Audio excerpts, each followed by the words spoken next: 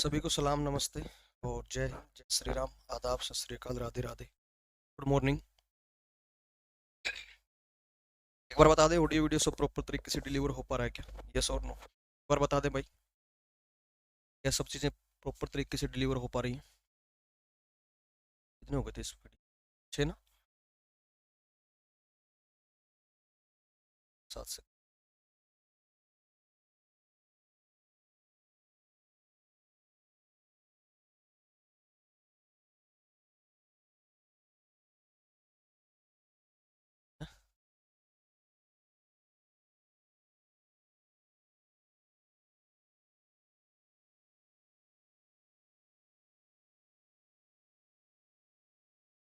All is well, है ना? Great great great. चलो स्टार्ट करते हैं। तो हमने स्टार्ट कर रखा था परसेंटेज यानी कि प्रतिशतता, और इस पीडीएफ में लगभग 25 के लगभग क्वेश्चन कवर करेंगे, जिनमें से 6 क्वेश्चन अपने कल के एपिसोड में हो गए थे। क्वेश्चन नंबर 7 देखिएगा। क्या बोला गया है कि चीनी का भाव, स्टार्ट कर लें, कॉपी पेन उठा करके तैयार हो गए। देखो, चीनी का भाव 9 से 1/11% कम होने पर खपत में 10% की वृद्धि कर ली जाती है। चीनी पर खर्च पर प्रभाव क्या रहा होगा? ऑप्शन ए है 19 से 1/11% कमी, ऑप्शन बी है 19 से 1/11% की वृद्धि, ऑप्शन सी पर है 20% की कमी, और डी ऑप्शन पर लिख रखा है नो इफेक्ट, जिसका मतलब बनता है कोई प्रभाव नहीं पड़ा। Price of sugar is decrease by 9 mixed 1/11% and also consumption increase by 10%। Find the effect on expenditure of sugar. ठीक है, हु आर यू सर? नमस्कार दोस्त, मैं मंजीत मोहन हूँ, आप लोगों के साथ मैथ का स्टूडेंट, जो भी मेरे को पहली बार देख रहे हैं। सॉरी, मैं बताना भूल गया था, खुद को इंट्रोड्यूस करना भूल गया। मेरा मैथ बहुत वीक है। मैथ ही नहीं दोस्त, आपकी अंग्रेजी भी वीक है। वीक की जो स्पेलिंग आपने लिखी है जाने मन, VIK। चलो, मैथ को आप यहाँ स्ट्रॉन्ग कर लेते, इंग्लिश का आप अपने हिसाब से देख ले। देखो, बहुत आराम से समझते चीजों को। क्वेश्चन दिख रहा है क्या अभी भी? दिख रहा हुआ ना? दिख रहा हुआ ना क्वेश्चन? थोड़ा क्वालिटी बढ़ा लेना अगर ना दिख रहा हो तो। ठीक है, जो HKRN के बारे में बताया गया भाई, वो प्रवीण सर से संपर्क करना आप लोग। व्हाट्सएप नंबर है उनका 90 509 61 500। बाकी उन्होंने वीडियो में सारी चीज़ें शायद कवर भी कर रखी हो। ठीक है, या जो CSC सेंटर वाले होते हैं वहां पर अगर आप लोग जाओगे तो वो सारी चीज़ें आपको एक एक करके बता देंगे। मेरी बात को समझना, कल मैंने एक एग्जाम्पल लिया था और मैंने बताया था कि भाई 3 चीज़ें होती हैं, जिसमें से एक को हम बोलते हैं प्राइस, हिंदी में क्या बोलते हैं? मूल्य। ठीक है, एक होती है कंजप्शन, जिसको हम हिंदी में बोलते हैं खपत। कंजप्शन, कंजप्शन हिंदी में बोलेंगे खपत। और तीसरी व अंतिम होती है एक्सपेंडिचर। ठीक है, टीचर, जिसको हम हिंदी में बोलते हैं खर्च। ठीक है जी, ये 3 चीजें होती हैं। देखो, एक एग्जाम्पल से समझते हैं। फॉर एग्जाम्पल, अपने को ये बोलता हुआ मिल गया कि जो सेब है, सेब, एप्पल, वो 60 रुपए प्रति किलोग्राम आती है। ठीक है, तो वो 60 रुपए क्या हो गया? वो 60 रुपए प्रति किलोग्राम दे रहा है, यानी कि 60 रुपए की 1 किलोग्राम। ठीक है, आगे के क्वेश्चन सोल्व करे थे बट आंसर मैच नहीं हो रहे हैं। अब देख लेना भाई, अगर आंसर अब भी मैच नहीं होते तो फिर आपने गलत ही निकाले होंगे। ठीक है, अगर किसी क्वेश्चन में ऐसा हुआ कि कोई चारों ऑप्शन दे रखे और वो चारों ही मैच नहीं कर रहे हैं, तो मैं अभी बता दूंगा, शायद इस पीडीएफ में तो एक भी ऐसा क्वेश्चन नहीं है जिसका कोई ऑप्शन मैच ही ना करे। सारे के सारे सही लिख रखे, कोई एक तो पक्का ही आंसर मिलेगा। अभी चेक कर लेंगे, कोई बात नहीं है। ठीक है, अब देखो, मैंने कहा कि भाई 60 रुपए प्रति किलोग्राम सेब आती है, तो वो 60 रुपए क्या हुआ? मूल्य। खपत क्या होती है? फॉर एग्जाम्पल, हमने उसको कहा कि भाई हमें ना 5 किलोग्राम चाहिए। ठीक है, कितनी चाहिए हमें? 5 किलोग्राम चाहिए। तो ये 5 किलोग्राम क्या हो गई? कंजप्शन यानी कि खपत हो गई। ठीक है, देखो, 60 रुपए की 1 किलोग्राम एप्पल आती, सेब आती, वो इसका मूल्य हुआ, प्राइस। हमने 5 किलोग्राम खरीद ली, वो अपनी कंजप्शन हो गई, खपत। खर्चा कितने रुपए का हो गया? खर्चा कितने रुपए का हो गया? कितने रुपए देंगे हम, कहने का मतलब। ठीक है, कितने रुपए उस सेब वाले को हम लोग देंगे। ठीक है, नहीं? देखो, अब 1 किलोग्राम के 60 रुपए लग रहे थे और ऐसे ऐसे हमने 5 किलोग्राम ले ली, तो कितने रुपए देने पड़ेंगे? आप बोलोगे 300 रुपए देने पड़ेंगे। अब अगर मैं पूछता कि भाई ये 300 रुपये आपने कैसे निकाला, तो आप बोलोगे कि जी 60 की और 5 की मल्टीप्लीकेशन कर दी, 60 की और 5 की क्या कर दी, मल्टीप्लीकेशन कर दी। यानी कि मैं क्या कह सकता हूँ फिर, यहां से मैं क्या कह सकता हूँ कि जो एक्सपेंडिचर होता है ना, यानी कि जो खर्च होता है, एक्सपेंडिचर यानी कि जो खर्च होता है वो बराबर किसके होता है, वो होता है जी प्राइस इनटू कंजप्शन, यानी कि मूल्य, यानी कि मूल्य, मूल्य को भाव भी बोलते थे, ठीक है, और कंजप्शन की गुणा यानी कि खपत, यानी कि खर्च बराबर किसके होता है, तो आप बोलोगे मूल्य गुणा में खपत। देखो रटने वाली कोई बात नहीं है इसमें, ठीक है, ये बातें आपको ना ऑलरेडी पता थी, बस मैंने इनके टर्म्स के नाम रख दिए यहाँ पर, है ना, नाम रख दिया मैंने इनका, यही था। अब आ जाओ क्वेश्चन के ऊपर, अब आ जाओ क्वेश्चन के ऊपर। पहली चीज इसने ये कही कि भाई चीनी का भाव 9 से 1/11% कम हो जाता है, ठीक है, तो भाव, भाव के साथ क्या हुआ, भाव यानी कि मूल्य यानी कि प्राइस, ठीक है, प्राइस के साथ क्या हुआ, इसने कहा जी 9 से ही 1/11% की कमी हो गई, ठीक है, कम हो गया मूल्य, ये हुआ। अब यहां से इसकी फ्रैक्शनल वैल्यू क्या बनेगी, आप बोलोगे जी 1/11, 1/11, ठीक है। दूसरी अगली जो वेरिएशन हुई है वो हुई है खपत में, और खपत में यानी कि कंजप्शन जिसको हम बोल देते हैं खपत, यानी कि कंजप्शन, यानी कि कंजप्शन, कंजप्शन, इसके साथ क्या हुआ है, तो इसके साथ लिखा गया कि जी 10% की वृद्धि हो गई, 10% की वृद्धि हो गई, वृद्धि का मतलब बढ़ गया वो, ठीक है, 10% की वृद्धि हो गई, 10% बढ़ गया। अब देखो 10% की फ्रैक्शनल वैल्यू क्या बनेगी फिर, आप बोलोगे जी 1/10, 1/10, है ना, ये चीजें दे रखी है अपने को, ठीक है, इनको यहां लिखने की जरूरत भी नहीं थी वैसे। देखो अब मेरे पास में तीन चीजें होनी चाहिए, एक तो प्राइस, एक तो प्राइस जिसको मैं कहता हूं मूल्य यानी कि भाव, और एक होता है खपत जिसको मैं कहता हूं कंजप्शन, कंजप्शन, और तीसरा क्या निकलता है फिर खर्च, जिसको मैं क्या बोल देता हूं एक्सपेंडिचर। ये तीन चीजें होती, ये तीन चीजें होती, इन तीनों के बीच में रिलेशन कैसा है, इन दोनों की अगर गुणा करूं तो ये निकल करके आएगा, हाँ कि ना, आप बोलोगे बिल्कुल जायज बात है, इन दोनों की गुणा करने से ये बनता है। अब देखो भाव के साथ क्या हुआ, भाव जो है 1/11 कम हो गया, इसका मतलब क्या हुआ दोस्त कि 11 पर 1 की कमी आई है, किसमें, भाव में, यानी कि प्राइस में। प्राइस के साथ क्या हुआ है कि 11 पर 1 कम हो गया, मतलब क्या हुआ कि अगर पहले भाव 11 रुपए था तो आज 1 कम होकर के 10 हो गया, ठीक है, आज 1 कम होकर के 10 हो गया, ठीक है।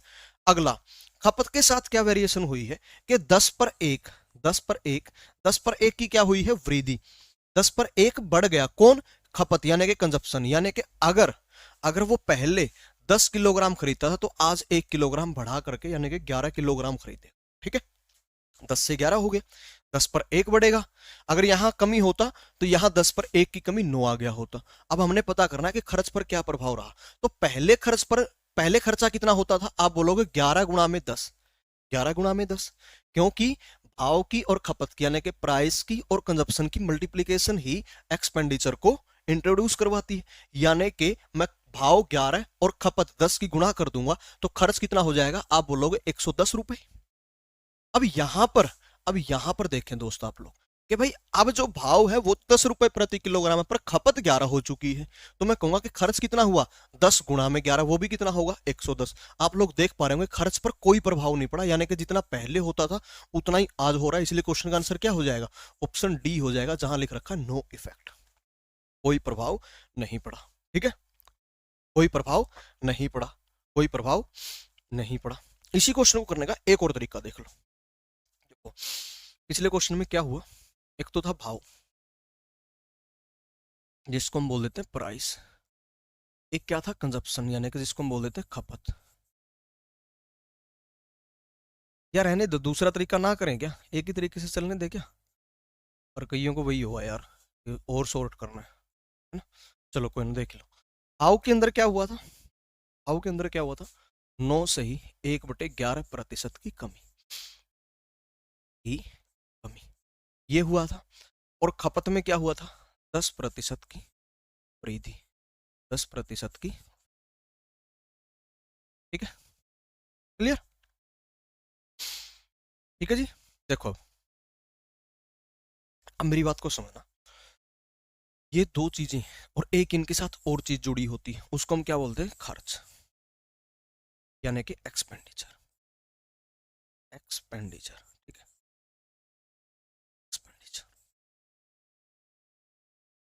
मेरी बात को आराम से समझना। 1 2 3 ये तीनों टर्म्स में, इन तीनों पदों में सबसे बड़ा कौन होगा? इन तीनों में सबसे बड़ा कौन होगा? आपका जवाब होगा जी खर्च यानी कि एक्सपेंडिचर। क्यों होगा? क्योंकि ये बाकी की जो दो टर्म्स है उनके मल्टीप्लीकेशन करने से बनता है, और कोई मल्टीप्लीकेशन करने से अगर बनता हो तो वो हमेशा बड़ा होगा। जैसे कि चाल, समय, दूरी यानी कि स्पीड, टाइम और डिस्टेंस, इनमें सबसे बड़ा कौन होगा हमेशा? तो आप बोलोगे दूरी यानी कि डिस्टेंस। क्यों? क्योंकि वो बाकी के दो की गुणा करने से बनता है, यानी कि स्पीड इनटू में टाइम करने से डिस्टेंस बनता है। तो डिस्टेंस हमेशा क्या होता है? सबसे बड़ा। यहाँ पर सबसे बड़ा कौन होगा? तो आप बोलोगे खर्च होगा यानी कि एक्सपेंडिचर होगा। अगर इन दो में कोई चेंज किया जाए, इन दो में कोई चेंज किया जाए और इसमें कोई चेंज पूछा जाए, मेरी बात को आराम से समझना। अगर इन दो में कोई चेंज करके तीसरा जो सबसे बड़ा होता है उसमें अगर चेंज पूछा जा रहा है तो ये काम करेगा जो तरीका अभी हम इंप्लीमेंट करने वाले हैं। अगर इसके अंदर ऑलरेडी कोई बदलाव कर दे, जैसे यहां 9 से 1/11% की कमी है भाव में, अगर यही बोल देता कि खर्च में 9 से 1/11% की कमी है, खपत में 10% की वृद्धि है, तो भाव यानी कि प्राइस पर क्या प्रभाव पड़ा होगा? तो जो तरीका अभी मैं लगाने वाला हूं वो तरीका फिर नहीं लगा पाए।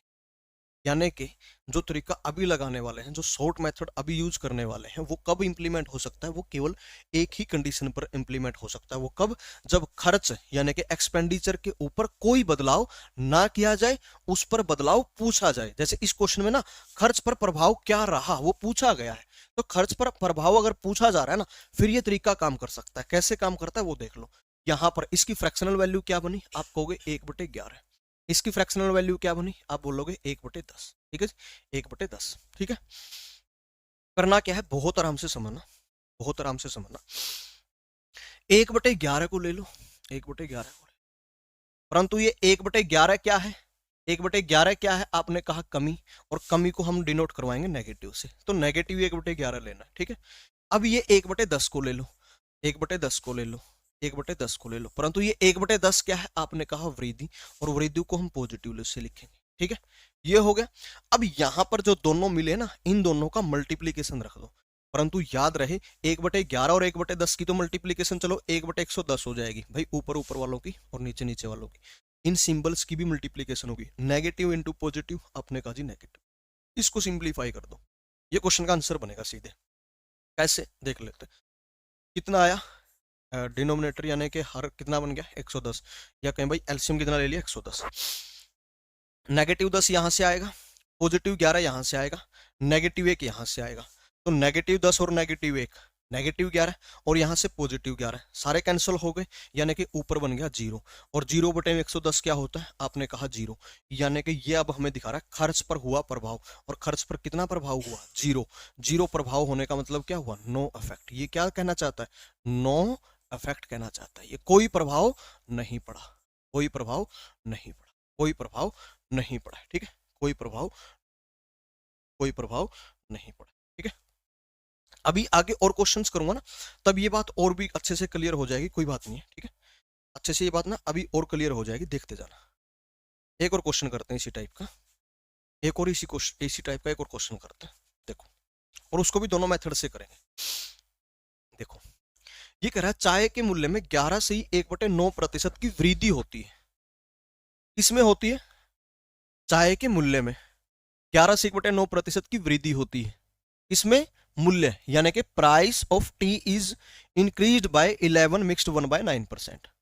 आगे, ऐसा होने पर कोई परिवार खपत को 14 से ही 2/7% कम कर लेता है। Family reduce consumption by 14 mix 2/7%। Family ने अपने कंजप्शन को रिड्यूस कर लिया 14 मिक्स्ड 2/7% से। पूछ रहा है परिवार के चाय पर जो खर्चा होता था उस पर क्या प्रभाव पड़ा?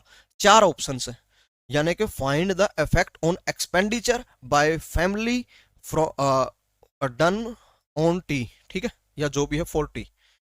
और ऑप्शन है, पहला ऑप्शन देखो 4 से ही 16/23% है, अगला भी 4 से ही 16/23 ही है, पर ये नेगेटिव साइन के साथ है, ये पॉजिटिव। यहां मैंने लिख रखा है, ये थोड़ी जगह कम पड़ रही थी इसलिए यहां पर लिखा मिलेगा 4 से 16/23% की कमी, 4 से 16/23% की वृद्धि यानी कि डिक्रीज, इंक्रीज, और ये 4 से 16/21 है, पहले बटे 23 लगा रहा था, इस बार बटे 21 लगा रखे हैं, वही नेगेटिव पॉजिटिव 4 ऑप्शंस अपने को ऐसे करके उसने दे रखे हैं। ठीक है, क्लियर है? अब देखो,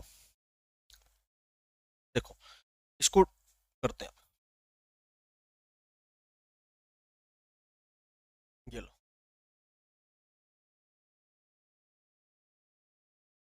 तीन चीजें होती हैं। एक तो होता है जी प्राइस, यानी कि जिसको मूल्य बोलते हैं, मूल्य या भाव भी बोल सकते हैं। एक होता है जी कंजप्शन, जिसको हम खपत बोलते हैं, खपत कंजप्शन। एक होता है जी एक्सपेंडिचर, जिसको हम खर्च बोल देते हैं, ठीक है। एक होता है एक्सपेंडिचर यानी कि खर्च बोल देते हैं, ठीक है। पहली चीज देखो, 11 से 1/9% की वृद्धि, 11 से 1/9% की फ्रैक्शनल वैल्यू क्या बनेगी? 1/9। वो किस में वृद्धि है? मूल्य में। यानी कि 9 पर 1 की वृद्धि, मूल्य यानी कि 9 से 10 हो गया, मूल्य यानी कि 9 से 10 हो गया, मूल्य क्या हो गया? 9 से 10 हो गया। अगला खपत क्या है? 14 से 2/7। ये जो मेथड है ना, इसको कोई मतलब नहीं है इस बात से कि खर्च में बदलाव हुआ है या पूछा गया है, परंतु जो इसके बाद में दूसरा मेथड करेंगे ना, उसका सीधा मतलब ये होता है कि अगर खर्च में बदलाव पूछा जा रहा है तो वो क्वेश्चन का आंसर सही निकालेगा। अगर खर्च में प्रभाव पूछ नहीं रखा, ऑलरेडी बदलाव कर दिया गया है और किसी एक, इन दो में से किसी एक पर प्रभाव पूछा जा रहा है, तो वो तरीका क्वेश्चन का आंसर तो निकालेगा, परंतु वो गलत होगा। ऐसा आगे क्वेश्चंस में देखो भी के, अभी के लिए देखना क्वेश्चन का आंसर दोनों मेथड से सेम आने वाला है, ठीक है। अब क्या बोला? खपत को 14 से 2/7%, कंजप्शन में 14 से 2/7 की फ्रैक्शनल वैल्यू क्या बनेगी? 1/7, यानी कि 7 पर 1 की कमी कर दी। यानी कि पहले अगर खपत 7 थी तो आज 1 कम करके 6 हो गया, 1 कम करके 6 हो गया। अब मैं कहूंगा कि भाई अगर मैं खर्च निकालना चाहूं तो कितना हो जाएगा? 9 7 63 रुपए। और यहां पर 10 × 6, 10 × 60 रुपए। आप मुझे खुद बताओ, पहले तो खर्च के अंदर कैसा बदलाव हुआ? खर्च 63 से 60 हो गया, खर्च क्या हो गया? 63 से 60 हो गया। और खर्च के 63 से 60 होने का मतलब क्या है? या तो क्वेश्चन का आंसर बनेगा ऑप्शन ए, या बनेगा क्वेश्चन का answer option C. B, B और डी आंसर नहीं हो सकते, क्योंकि दोनों में पॉजिटिव लिख रखा है, वृद्धि लिख रखा है, और वृद्धि वाला क्वेश्चन का आंसर नहीं लिख सकता, नहीं लगा सकते। क्यों? 63 से ये पहले का है ना, ठीक है, ये पहले का है ऊपर, ये पहले का है, ठीक है। और ये अब, ये अब का है, ठीक है, ये अब का है। तो पहले खर्च 63 होता था, आज 60 हो रहा है, तो मैं कहूंगा कि जी खर्च में क्या हो गई? कमी हो गई। खर्च में कितने की कमी हो गई? आप बोलोगे 63 से 60 हो गया, यानी कि 3 की कमी हो गई। बटे में परसेंटेज में लेकर के जाना है, तो 3 की कमी किस पे हुई है? 3 की कमी किस पे हुई है? आप बोलोगे पहले वाले पर, यानी कि 63 पर, क्योंकि 63 से 3 कम होकर के 60 हो गया। देखो बटे 60 अगर मैं लिख रहा हूं, इसका मतलब 60 पे 3 की कमी हुई है। 60 पे अगर 3 की कमी हुई है तो 57 का है फिर। आ रही मेरी बात समझ में? यानी कि 7 से 6 कैसे? अरे भाई इसकी वैल्यू 1/7 बनेगी, इसकी वैल्यू 1/7 बनेगी, और ये कमी है। और 1/7 का मतलब क्या होता है? 7 पर 1 की कमी, यानी कि पहले 7 था तो 1 कम होकर के 6 हो गया। तो ये पहले का हुआ 7 और अब का हुआ 6, ये लिख दिया मैंने। पहले का हुआ 7 और अब का हुआ 6। अब आ जाओ, अब मैं ये कह रहा था कि भाई ये जो 3 की कमी हुई है, ये किस पर हुई है? तो आप लोग बोलोगे 3 की कमी ना 60 पे ना होकर के 63 पे हुई। ये 3 की जो कमी हुई है, ये 3 की कमी, ये 3 की कमी 63 पे हुई है, तो बटे में 63 और गुणा परसेंट बनाने के लिए 100। अब मैं कहूंगा 3 से पूरा पूरा कैंसिल हो गया, 3 दूने 6, 3 एक कम 3, 100 बटे में 21। अब मैं ये कह रहा हूँ 21 चौक 84, 21 चौक 84, बचेंगे 16 बटे में 21। 4 सही 16/21%, 4 सही 16/21% की क्या आई है? आप बोलोगे कमी, यानी कि डिक्रीज हुआ। तो ये क्वेश्चन का आंसर बनेगा, जो कि कहां लिख रखा है? आप बोलोगे ऑप्शन सी पर लिख रखा है जी। ऐसा तो ऑप्शन सी पे लिख रखा है, 4 से 16/21% की कमी। हाँ, सी आंसर आएगा। ग्रेट। और कोई किसी क्वेश्चन का ऑप्शन गलत अभी तक तो आया नहीं, आगे देख लेंगे अगर आता है तो।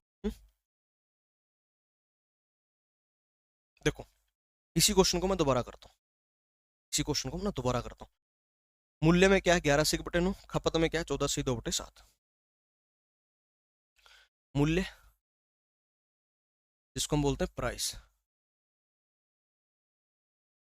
11 से 1/9% की कमी। खपत जिसको हम क्या बोलते हैं? कंजप्शन, कंजप्शन, ठीक है। जिसमें क्या हुआ है? 14 से 2/7% की, पहले ऊपर वृद्धि था ना शायद, 11 से 1/9% की वृद्धि, और इस बार कमी है, ठीक है, इस बार कमी है। और ये ना वृद्धि था, ठीक है, यहाँ वृद्धि कर लो, ये वृद्धि। ये क्वेश्चन था, मुझ पर पूछा जा रहा है खर्च, यानी कि एक्सपेंडिचर पर क्या प्रभाव, एक्सपेंडिचर पर क्या प्रभाव। ठीक है?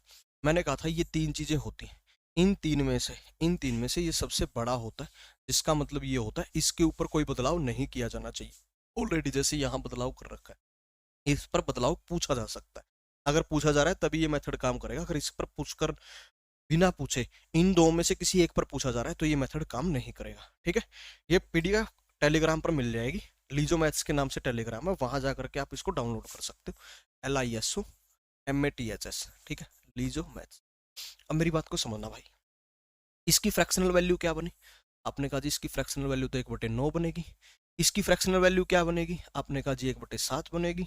ये 1/9 क्या है, वृद्धि वाला है, वृद्धि वाला है तो पॉजिटिव 1/9। अब ये 1/7 इंट्रोड्यूस करवाएंगे इसमें, 1/7 क्या है, कमी वाला तो नेगेटिव। अब इन दोनों का मल्टीप्लीकेशन कितना है, नेगेटिव 1/63 आया। बराबर किसके हुआ, बराबर किसके हुआ, आपने कहा जी 63 तो जो है लघुत्तम आ गया, यानी कि एलसीएम। मेरी बात को आराम से समझना, यहाँ से पॉजिटिव 7 आएगा, 9×7 = 63, पॉजिटिव 7, यहाँ से नेगेटिव 9 आएगा, 7×9 = 63, यहाँ से नेगेटिव 1 आएगा, नेगेटिव 9 यहाँ से, नेगेटिव 1 यहाँ से, नेगेटिव 10 हो गया, और यहाँ से पॉजिटिव 7 आ रहा है, यानी कि नेगेटिव 3 बच गया, नेगेटिव 3 बच गया, नेगेटिव 3।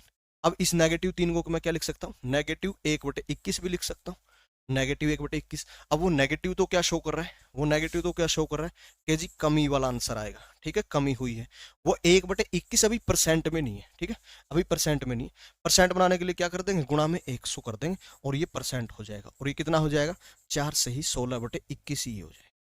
तो आप देख पा रहे हो पिछले मेथड से और इस मेथड से क्वेश्चन का आंसर सेम आ रहा है, पिछले मेथड से और इस मेथड से क्वेश्चन का आंसर सेम आ रहा है, परंतु ये हर बार नहीं आएगा। ये कब नहीं आएगा, जब खर्च पर ऑलरेडी बदलाव कर दिया जाएगा। आप देखोगे आगे के आने वाले क्वेश्चंस में हम ऐसा करेंगे कि खर्च में ऑलरेडी बदलाव कर रखा है, यहां तो पूछ रखा है, सिर्फ इतनी सी बात याद रखो, अगर खर्च पर बदलाव पूछा जाए तो ये मेथड काम करता है, अगर खर्च पर प्रभाव ना पूछा जाए तो ये मेथड काम नहीं करता है। ठीक है, अगर टेलीग्राम ना हो तो कहां से मिलेगी पीडीएफ, तो पहले तो गूगल प्ले स्टोर से टेलीग्राम डाउनलोड कर लो, उसके बाद में लीजो मैथ्स के नाम से चैनल सर्च करके सारी फाइल डाउनलोड कर लो, वहां से जितनी भी पड़ी है सारी पीडीएफ डाउनलोड कर लो, वो आपके मोबाइल में सेव हो जाएगी, फिर टेलीग्राम को अनइंस्टॉल कर दो। ठीक है, 2 मिनट का काम है, वो कर लेना आप लोग। देखो अब अगला क्वेश्चन देखते हैं, ये देखो, दूध का मूल्य 16 से 2/3% कम होने पर कोई परिवार अपने दूध पर खर्च को 10% बढ़ा लेता है, खपत पर क्या प्रभाव रहा। अब खपत पर प्रभाव पूछा जा रहा है, खर्च पर नहीं, और खर्च पर प्रभाव अगर नहीं पूछा जा रहा ना तो दूसरे मेथड से क्वेश्चन का आंसर जो निकलेगा वो गलत होगा।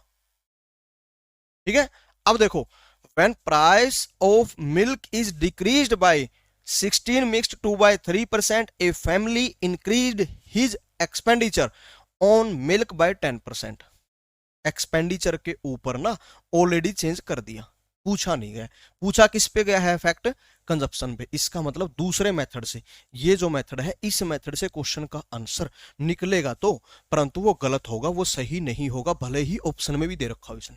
ठीक है ना, सही क्वेश्चन का आंसर कहां होता है, देखो इस क्वेश्चन का आंसर क्या आया, 4 से 16/21% की कमी इस मेथड से, और इस मेथड से भी कितना था, 4 से 16/21% की कमी।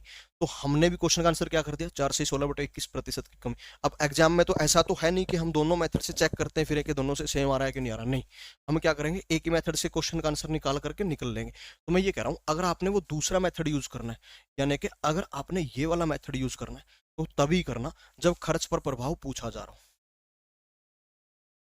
और अगर खर्च पर प्रभाव पूछा जा रहा है तो क्वेश्चन का आंसर सेम आता है। अब हमने इस क्वेश्चन का आंसर ये वाला क्लिक किया था, क्यों, क्योंकि ये इस मेथड ने दिया है, इसलिए इस मेथड का दिया हुआ हम आंसर सही मान, ठीक है, न कि इसका, न कि इसका। पर इस वाला भी सही आता है, कब तक, जब तक खर्च पर प्रभाव पूछा जा रहा है। अब इस क्वेश्चन में खर्च पर प्रभाव पूछा नहीं जा रहा है, खपत पर प्रभाव पूछा जा रहा है, क्योंकि कंजप्शन पर भी यहाँ इफेक्ट पूछा गया है, यानी कि एक्सपेंडिचर यानी कि खर्च पर ऑलरेडी बदलाव कर रखा है इसने। तो वो दूसरा मेथड जो है क्वेश्चन का आंसर आपको जो देने वाला है वो गलत होगा, देखना इस पर मिसमैच कर जाएगा, वो कुछ आंसर देगा और ये कुछ देगा। पिछले दोनों में क्या हुआ, दोनों मेथड ने सेम दिया था, इसमें दोनों मेथड अलग अलग आंसर देंगे, परंतु सही कौन सा होगा, जो लॉजिकल टर्म से निकलता है। ठीक है, अब देखो इसका सॉल्यूशन, देखो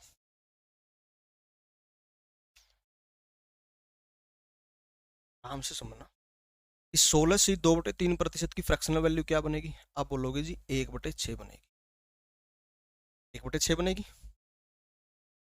इस 10% की फ्रैक्शनल वैल्यू क्या बनेगी? आप बोलोगे जी 1/10 बनेगी।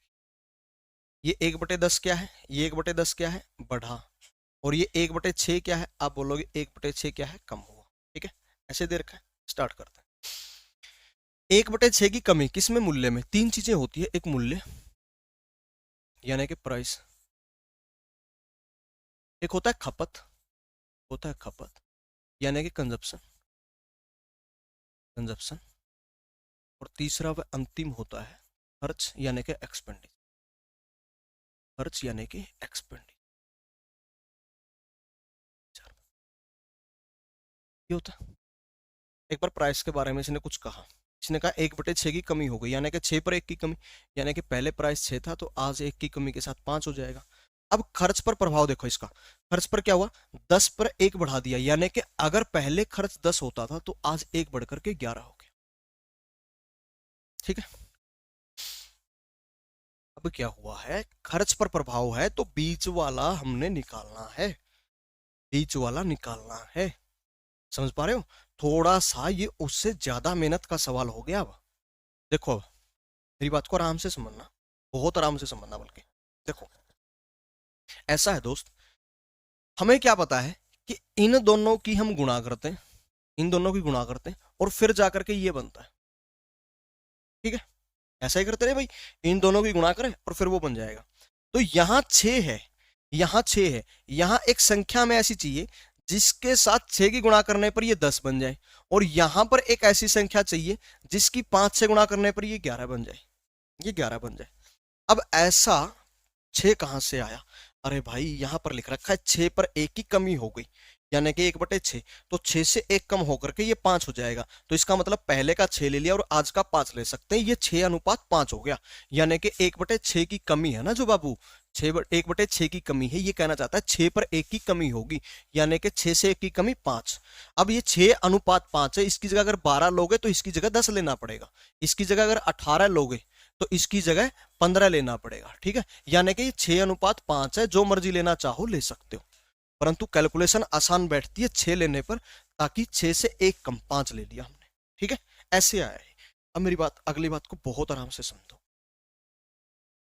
तुम्हें बहुत लेट हजम होती है भाई साहब। देखो, मैं ये कह रहा था कि 6 की गुणा मैं किससे करूं कि 10 हो जाए, और 5 की गुणा मैं किससे करूं कि 11 हो जाए।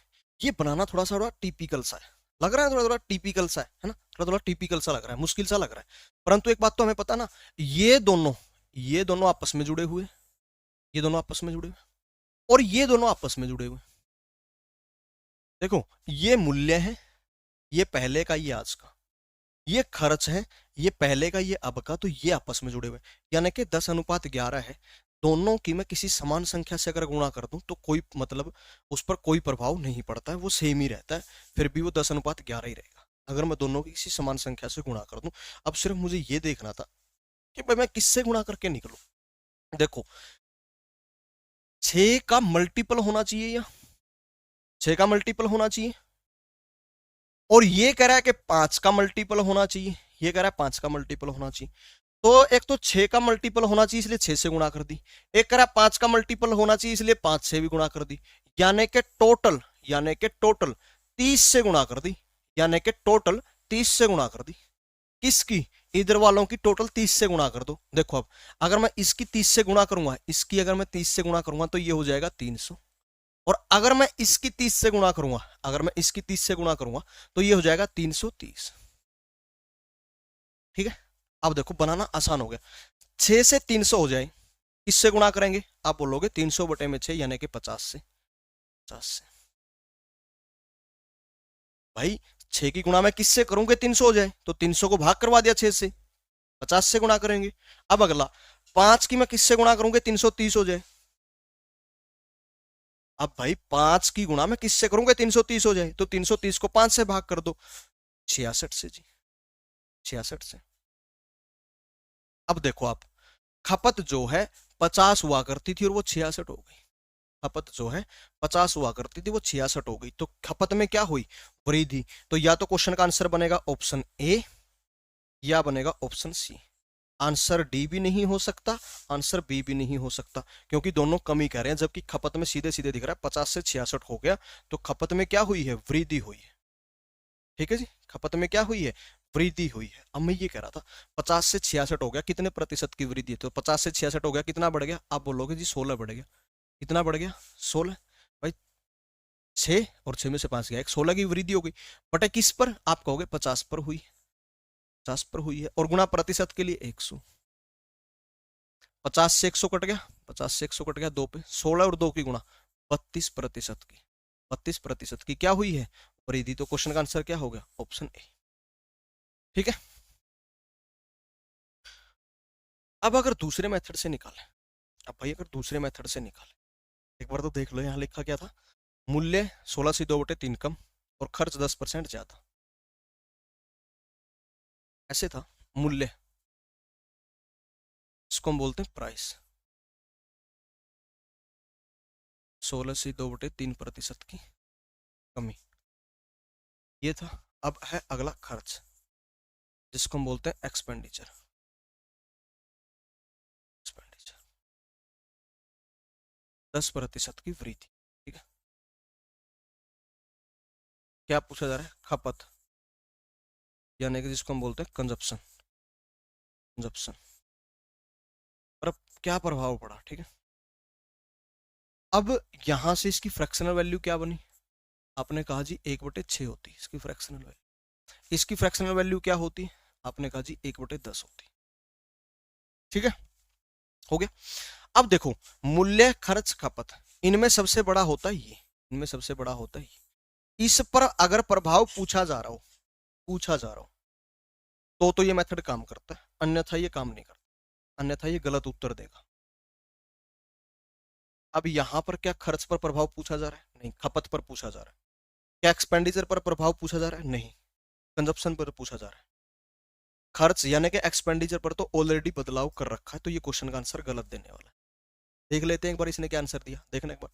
1/6 की कमी तो नेगेटिव 1/6, 1/10 की वृद्धि तो पॉजिटिव 1/10, इन दोनों का मल्टीप्लीकेशन नेगेटिव 1/60, लघुत्तम कितना आया, आपने कहा जी 60 आ गया।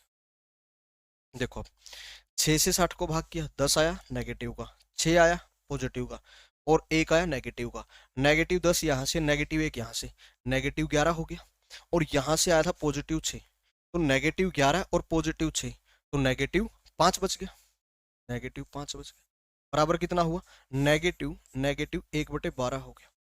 अब 1/12 को प्रतिशत बनाने के लिए 100 से गुणा कर दी, इन दोनों को 4 से काटा गया, तो ये 3 पर कट गया और ये 25 पर कट गया, यानी कितना आ गया, नेगेटिव 25 को 3 से भाग किया, 3 अट्ठे 24 बच गया 1/3।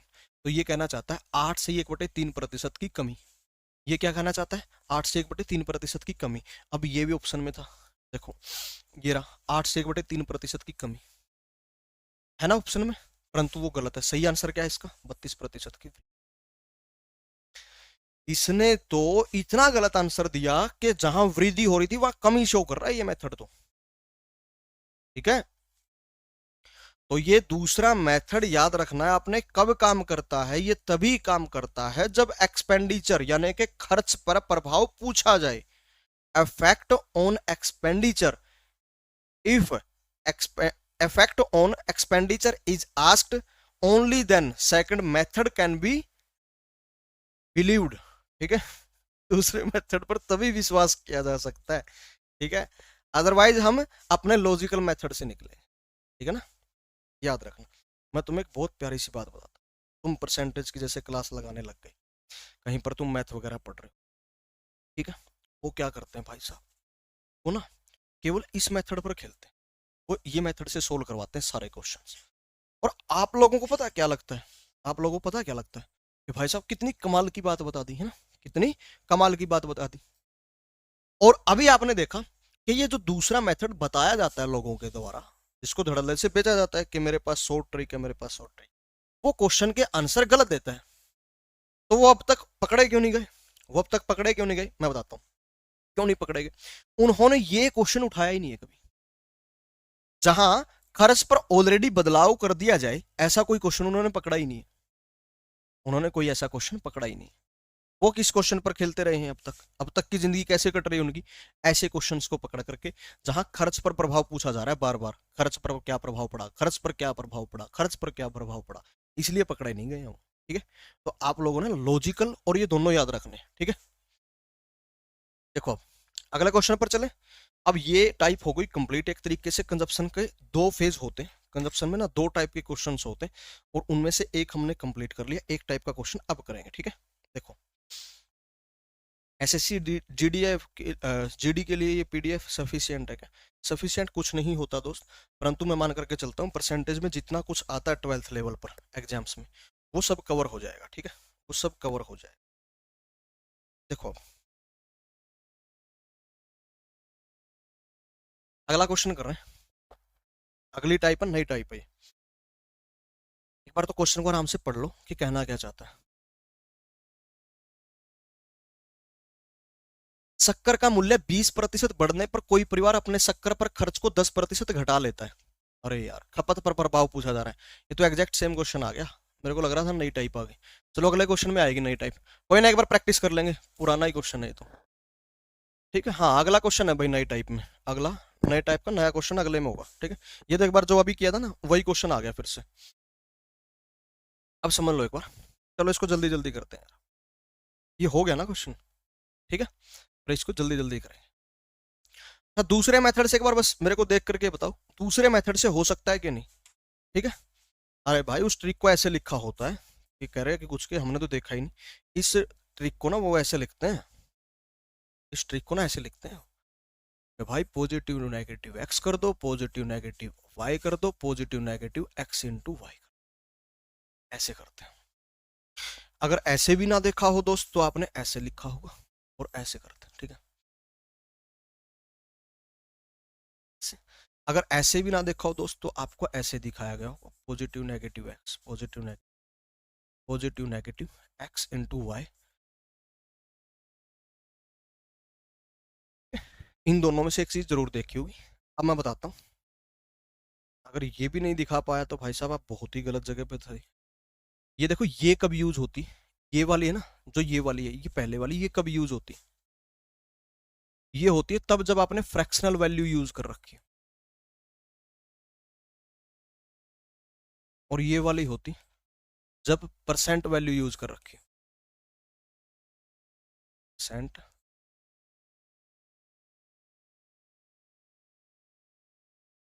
Percent value.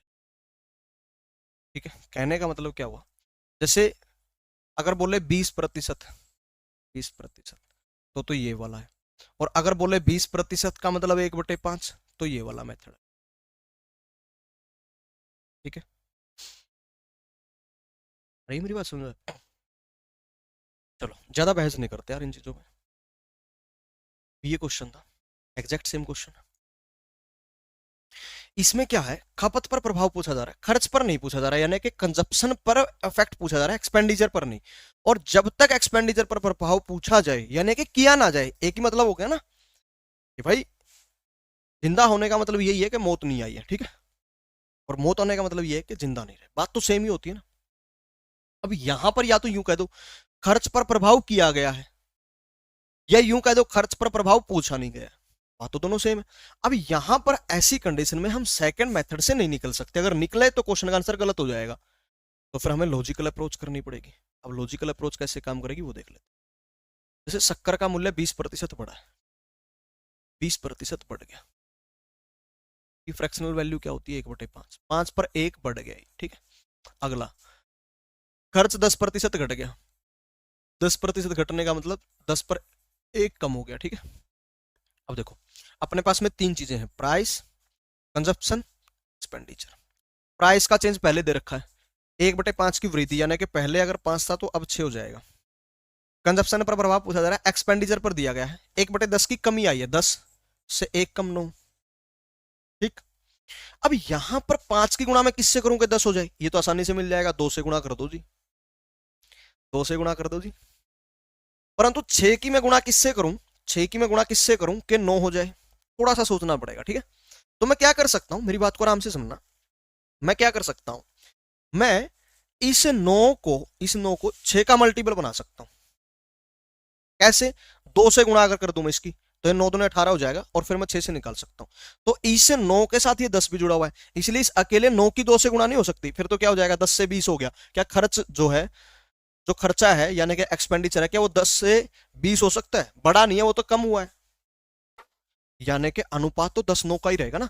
तो 2 से गुणा, जो गुणा करनी है तो वो दोनों की होगी। तो मैंने इसकी 2 से गुणा करी, ये 20 हुआ। इसकी 2 से करी तो ये 18 हुआ। अब देखो, इस 10 को, इस 10 को और इस 9 को आप भूल जाओ। इस 10 को और इस 9 को आप भूल जाओ, इनको हटा दो यहां से। ठीक है। अब देखो, 5 से 20 हो गया यानी कि 4 से गुणा हुई है। 6 से 18 हो गया यानी कि 3 से गुणा हुई है। अब आपके सामने खर्च आ गया क्लियर कट, कि 4 से 3 हो गया जी खर्चा, सॉरी कंजप्शन, यानी कि खपत जो है 4 से 3 हो गई। 4 से कितनी हो गई? 3 हो गई। क्या हो गई? 4 से 3 हो गई। अब मैं क्या कह सकता हूं, अब मैं क्या कह सकता हूं कि 4 से 3 होना यानी कि 1 की कमी आई। 4 से 3 हो गई खपत यानी कि कंजप्शन, 1 की कमी आई, बटे किस पर आई है? आप बोलोगे पहले वाले पर यानी कि 4 पर, बटे 4। गुणा प्रतिशत के लिए 100, कितने प्रतिशत की कमी आई? आप बोलोगे जी 25, 25% की कमी आई है। 25% की क्या आई है? कमी आई है। ये इस क्वेश्चन का राइट आंसर बनेगा। जो कहां दे रखा है? आप बोलोगे ऑप्शन डी पर दे रखा है। ठीक है, ऑप्शन डी।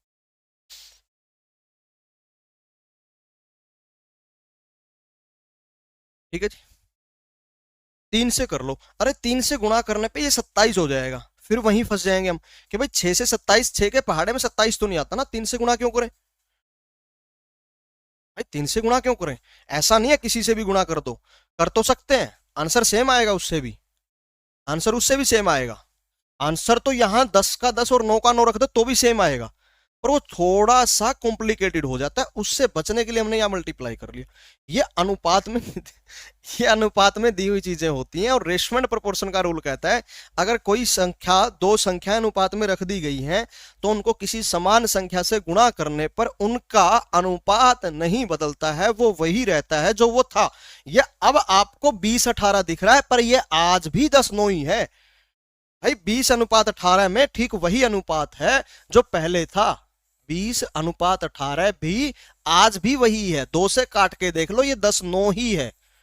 ठीक, तो कहने का मतलब जो काम इसने करना था वही काम इसने करना है, वही काम इसने किया भी है। ठीक है, पर आसान हो गया कैलकुलेट करना।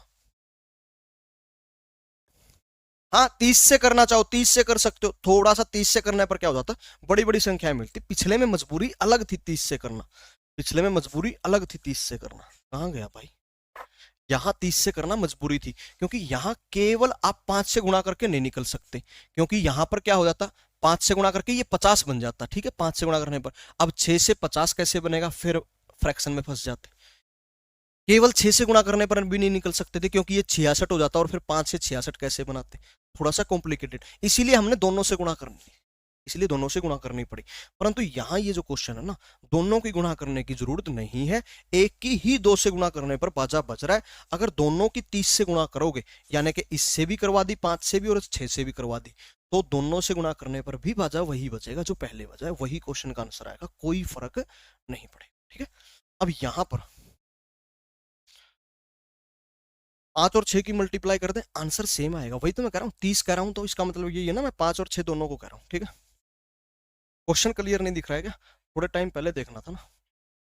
देखो, ये था क्वेश्चन, ऊपर होने पर दिखाई नहीं देता, थोड़ा क्वालिटी वगैरह अगर बढ़ा करके देख लिया करो, अगर दिख जाए तो। ये क्वेश्चन था। ठीक, अब ऐसे यहाँ पर ये पूरा बोर्ड तो यही कवर कर लेता ना, लिखूंगा कहाँ मैं, इसलिए फिर मेरे को जूम आउट करना पड़ता है। थोड़ी मजबूरियों को समझा करो, क्यों ना मजबूरियों का ओजर करें हम और कहीं मुब्तला हो जाएं। रतब बादशाह ने कहा है, क्यों ना हम मजबूरियों का ओजर करें कहीं और मुब्तला हो जाएं, इससे पहले हम दुश्मन बने, क्यों ना दोस्त हम जुदा हो जाएं। तो मजबूरियों का ओजर किया करो, मजबूरियां समझा करो, मुझे जूम आउट करना पड़ता है। नेक्स्ट क्वेश्चन पे चलते हैं। ये नई टाइप है और 5-10 मिनट हाथ में है, तो ये टाइप और निपटा देंगे। इस टाइप के शायद 2 क्वेश्चन तो होंगे, है ना? हाँ, इस टाइप के 2 क्वेश्चन है, दोनों निपटा देते हैं। ठीक है, देखो, ये अलग ही। सर 8% का प्रॉफिट होगा? अरे नहीं होगा, वो भाई नहीं होगा, परसेंट नहीं आए।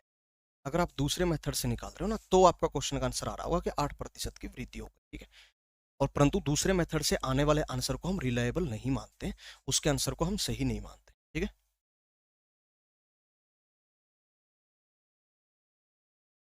चीनी का मूल्य 20% कम होने से एक व्यक्ति 320 रुपए में 4 किलोग्राम चीनी अधिक खरीद सकता है। प्रारंभिक मूल्य चीनी का क्या था? 16 रुपए प्रति किलोग्राम, 20 रुपए प्रति किलोग्राम, 25 रुपए प्रति किलोग्राम, 12 रुपए प्रति किलोग्राम, ठीक है। ठीक है, ये क्वेश्चन है। एक बार तो क्वेश्चन को आराम से पढ़ो, ठीक है। मैं तुम्हें पूरा खुला टाइम दे रहा हूं, एक बार 10 सेकंड का, आराम से समझो एक बार ये कहना क्या चाहता है, आराम से पढ़ो। शाबाश।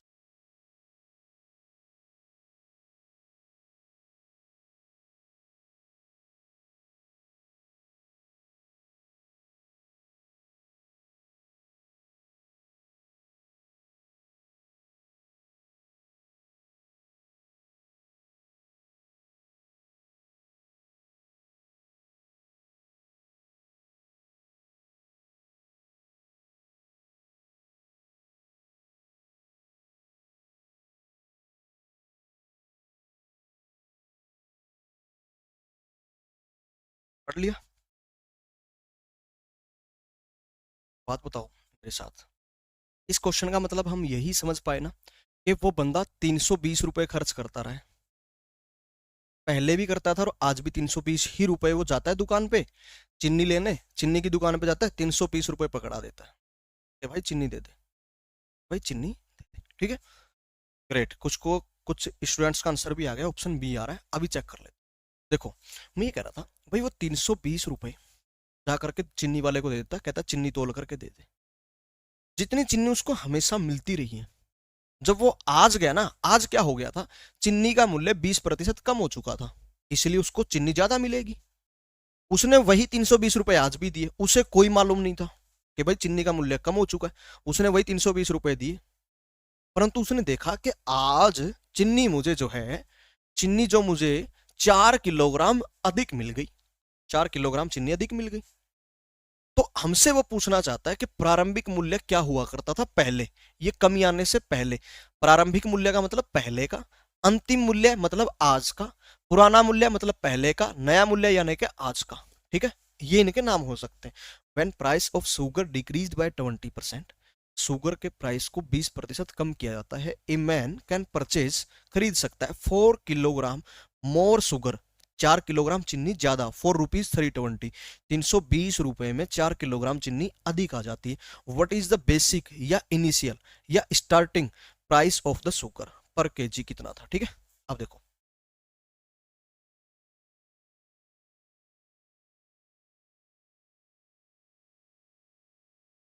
चीनी के मूल्य में कितना चेंज हुआ?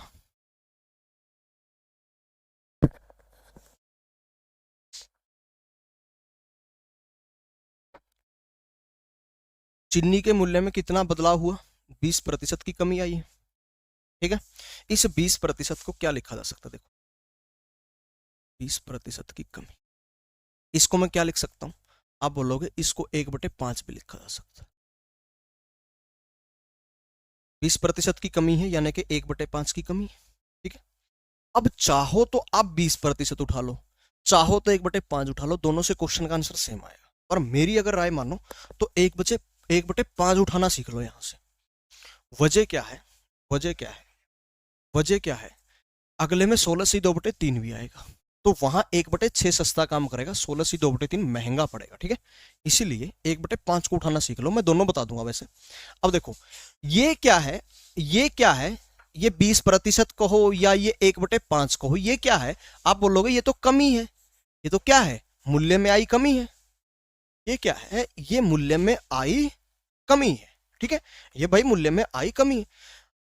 इकोनॉमिक्स थोड़ी बहुत पढ़ी है, ग्रीफन के लॉ वगैरह पढ़े। गुड एंड ग्रीफन का एक लॉ होता है, गुड्स के बारे में जो उसने बनाया था, ग्रीफन लॉ। इकोनॉमिस्ट हुए बहुत बड़े, ठीक है, बहुत बिंदास हुए, ग्रीफन नाम से इकोनॉमिस्ट हुए। उनका एक लॉ था, ठीक है। उनका लॉ क्या कहता है, उसको इंप्लीमेंट करेंगे यहाँ।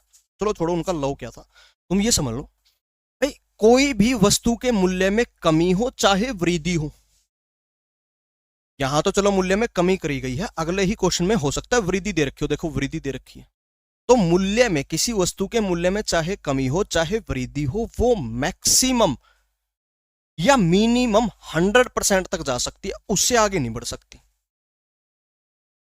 यानी कि किसी वस्तु का मूल्य कम करते करते कितना कम करा जा सकता है, कितने परसेंट कम करा जा सकता है, 100%। जिसका मतलब क्या हो गया, वो वस्तु उठा करके मुफ्त में बेच दी गई, वो वस्तु उठा करके मुफ्त में बेच दी गई।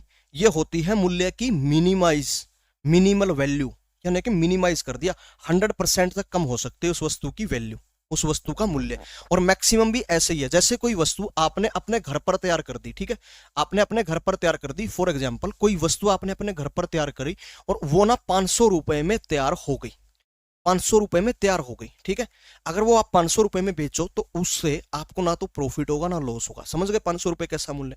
अगर आप इसको बेचने निकलो, अगर आप इसको बेचने निकलो तो इसके ऊपर आप कितने प्रतिशत की वृद्धि कर सकते हो, 100%। यानी कि 100% का मतलब हो गया पूरे 500 की ही वृद्धि कर सकते हो, जिसका मतलब आप इस वस्तु को 1000 रुपए तक, समझ पा रहे हो, 1000 रुपए तक बेचा जा सकता है इसको।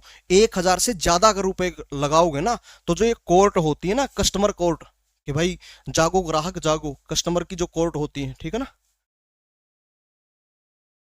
फूड एंड सप्लाई की जो कोर्ट होती है ना, समझ पा रहे हो मेरी बात को, उनका आपके ऊपर केस चल पड़ेगा। फिर आप इसको डबल करके बेच सकते हो, बस 1000 से ज्यादा पैसे नहीं वसूल सकते आप किसी कस्टमर से। वैसे आपकी वस्तु है, आप इसको चाहो तो 1 करोड़ रुपए लगा दो, ठीक है, परंतु जो रूल कहता है मैं उसकी बात कर रहा हूं। मुझे भी क्या करना है, जब इसने यहां पर, जब यहां इसने इस 1/5 की कमी करी तो, या 20% की जब कमी करी, एक बार 20% से समझ लो, तो मैं इस कमी को मैक्सिमम करना चाहता हूं, जितनी ये कमी हो सकती है। और वो कितनी हो सकती है, आपने कहा जी 100% हो सकती है।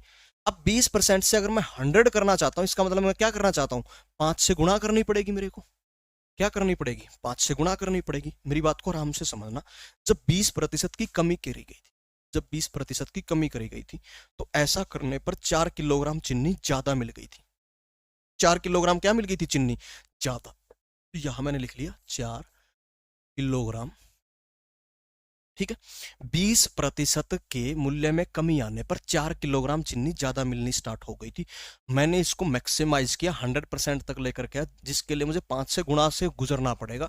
तो इसे 4 की भी 5 से गुणा कर दो, इसे 4 की भी 5 से गुणा कर दो, और ये कितना हो गया, आप कहोगे 4 गुणा में 5, 20 किलोग्राम हो गया।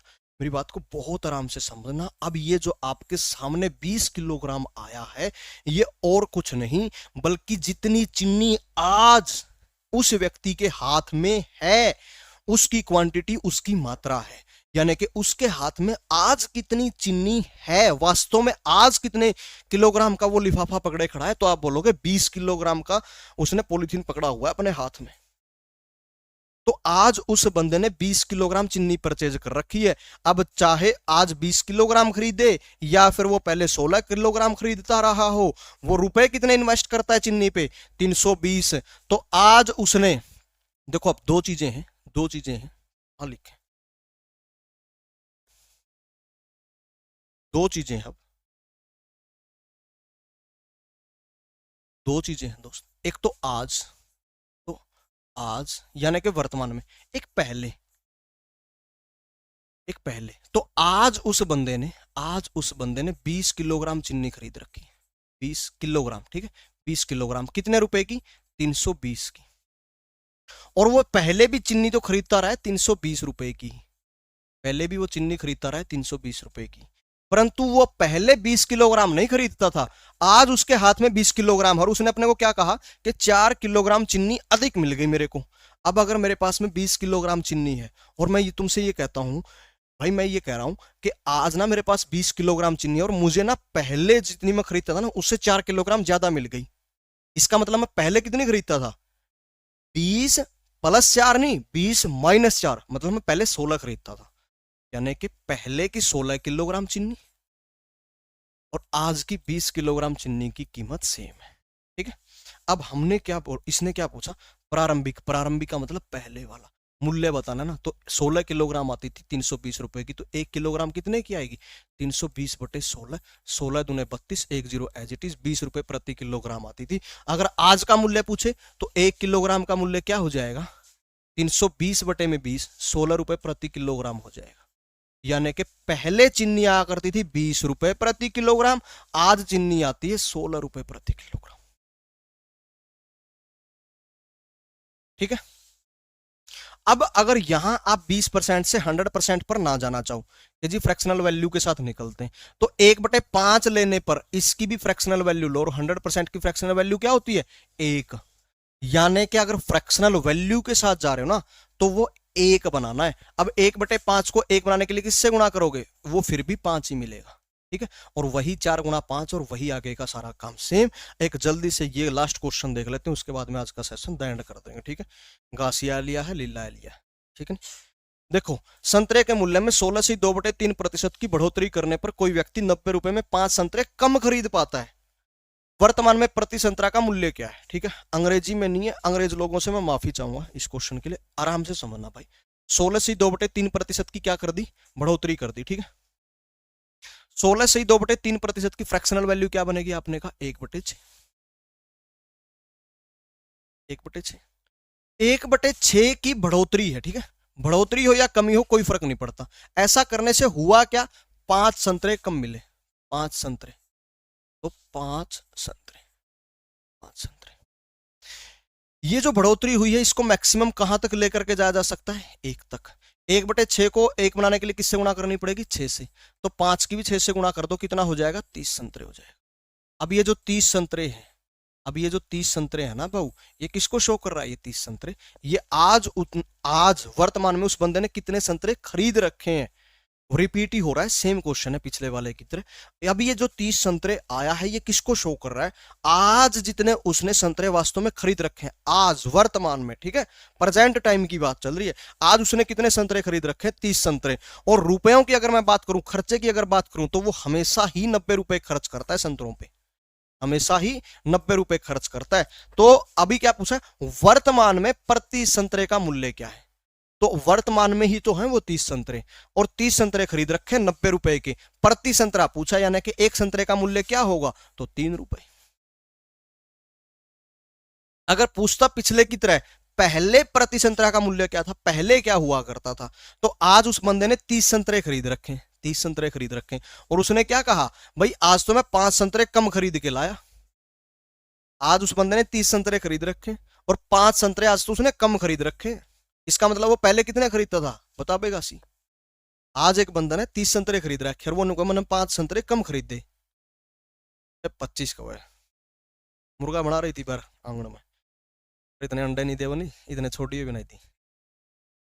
आज 30 खरीद रखे उसने, और वो नुका 5 तो कम ले आया हूं आज, फिर 35 को नहीं होगी। 25 कहनी है तो मैं ले ही नहीं रहा था यार काशी, मालिक मैं नई बात बता हुआ। तो पहले कितने संतरे खरीदता था वो? 35 संतरे खरीदता था, और वो 35 संतरों पे भी कितने रुपए खर्च करेगा? तो रुपए तो ये दे ही रखा है, वो तो हमेशा 90 रुपए ही खर्च करने संतरों पे, चाहे जो मर्जी हो जाए। ठीक है, 35 संतरे तो कितने रुपए के? 90 रुपए।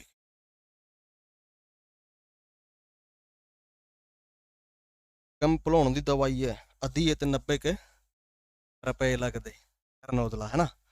तो ये वही 90 रुपए हैं भाई, है ना? अब 90 रुपए में वो पहले की बात चल रही है ये। ठीक है, अब ये पहले की बात चल रही है, इसने पूछ नहीं रखा, इसने वर्तमान ही पूछ रखा था। क्वेश्चन का आंसर ऑप्शन ए आ चुका है। अब मैं पहले का निकाल रहा हूं। तो 35 संतरे 90 रुपए के थे, तो एक संतरा कितने का था? प्रति संतरा कीमत क्या थी? 90/35। तो आप कहोगे जी दोनों को 5 से ठोका गया, ये 18 बन गया और ये 7 बन गया। ठीक है, कितना आया? 7 दूने 14, 100 दूने 14, बच गया 4, बनेगा 5, सॉरी 40, 7 पंजे 35, 2.5 समथिंग आएगा, और वो एक ही ऑप्शन पे दे रखा, ऑप्शन सी पे। तो ऐसे में 2.57 क्वेश्चन का आंसर हो जाता है। ठीक है, अगर पहले की बात करें, प्रारंभिक यानी कि इनिशियल या बेसिक या स्टार्टिंग, ठीक है, तो क्वेश्चन का आंसर ऑप्शन सी क्लिक करना है। परंतु इसने पूछ रखा है वर्तमान, और ये बात थोड़ी सी ध्यान रखना, यहाँ प्रति संतरा दे दिया इसने, तो चलो कोई ना, प्रति संतरा दे दिया। कभी कभी क्या करता है, यहाँ प्रति संतरा ना दे करके ना प्रति दर्जन संतरा बोल देता है। कहीं सोचो कि गलत लिख दिया, नहीं, प्रति का मतलब तो सिर्फ बटे में होता है। ठीक है, प्रति दर्जन भी हो सकती है। अगर प्रति एक संतरा हो सकता है तो प्रति 12 संतरे भी हो सकते हैं। तो दर्जन पूछने पे क्या करना पड़ेगा? पहले के लिए 36, पहले सॉरी आज के लिए 36, और पहले के लिए 2.5 गुणा में 12 कर दो, ठीक है, 30 रुपए हो जाएगी। क्लियर है? आज इतना ही करेंगे भाई, आप लोगों की दूसरी क्लास लग चुकी है दोस्त, और वो दूसरी क्लास अटेंड करें। इससे आगे जो क्वेश्चंस बचे हुए हैं लगभग 10 के लगभग और टाइप बचे हुए हैं, इलेक्शन बचा हुआ है पूरे का पूरा, इलेक्शन कवर अप करेंगे, और मिसलेनियस पार्ट भी है, वो सारा कवर करेंगे, ठीक है। वेन डायग्राम वाले भी एक दो क्वेश्चंस हैं इसमें, वो भी करेंगे, ठीक है। तो बाकी का जो बचा हुआ है ना मामला, वो नेक्स्ट लेक्चर में अपन निपटाएंगे। आज के लिए करते हैं इतना ही, मिलते हैं नेक्स्ट एपिसोड में। तब तक के लिए आप लोग घर पर रहें, स्वस्थ मस्त आनंदित सुगंधित प्रफुल्लित बने रहें, महकते रहें, महकाते रहें, बहकते रहें, बहकाते रहें, और अपना और अपनों का ख्याल जरूर रखा करें। आपको और आपके माता पिता को मैं दिल से प्रणाम करता हूँ। इन्हीं शब्दों के साथ जय हिंद, जय श्री राम, आदाब, सत श्री अकाल, राधे राधे, रब खैर करें।